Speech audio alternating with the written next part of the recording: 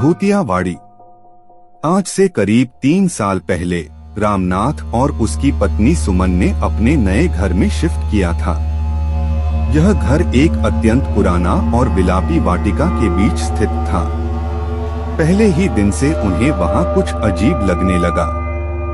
रात को जब रामनाथ और सुमन सो रहे थे, तब भी उन्हें वहां कुछ अजीब सी आवाजें सुनाई दी, जैसे कोई रो रहा हो और दरवाजा खटखटा रहा हो। दूसरे दिन सुमन ने एक छोटी गुफा देखी जो घर के पास थी। वह गुफा अत्यंत पुरानी और भूतिया लग रही थी।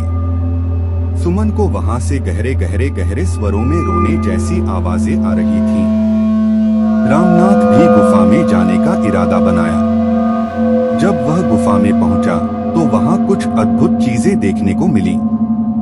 एक पुरानी किताब, कुछ रातों के लिए खुली रही बोतलें और एक खास पुरानी तस्वीर। तस्वीर में एक औरत और एक आदमी थे, जिनके चेहरे अत्यंत उदास और विकलांग थे।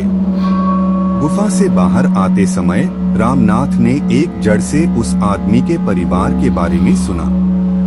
जब वह जड़ पर गया तो वहां से वही तस्वीर मिली और एक बार फिर सुनाई दी, तुम यहाँ क्यों आए हो?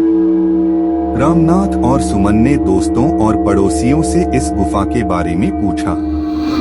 एक पड़ोसी ने बताया कि यह गुफा एक सम्राट के सेठ का है, जिसकी पत्नी ने उससे प्यार नहीं किया था।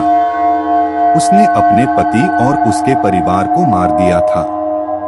इसके बाद से वहां अब तक उस स्त्री की आत्मा हावी है और वह उसे उसी घर में जिंदा रखना चाहती है। रामनाथ को गुस्सा आया। वह निर्णय लिया कि वह अपने घर को बेच देगा और कहीं और रहेगा। लेकिन जब वह घर को छोड़ने का इरादा किया तो वहां से अदृश्य शक्तियों की तीखी दहशत आई। रामनाथ और सुमन को वहां से जिंदा निकलने में मुश्किल हो रही थी। गुफा से बाहर आकर वह दोनों एक पूजा के पंडित को बुलाया। पंडित ने उन्हें एक विशेष पूजा करने का सुझाव दिया।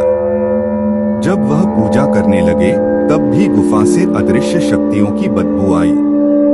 पंडित ने कहा कि यह आत्मा अब तक यहाँ है और वह उसके अलावा किसी को भी जिंदा नहीं देना चाहती। अंत में रामनाथ ने उस घर को बेच दिया और दूसरी जगह जाकर रहने का निर्णय लिया। लेकिन उसे हमेशा याद रहेगा कि कैसे एक पुरानी और भूतिया गुफा ने उसके जीवन को पलट दिया।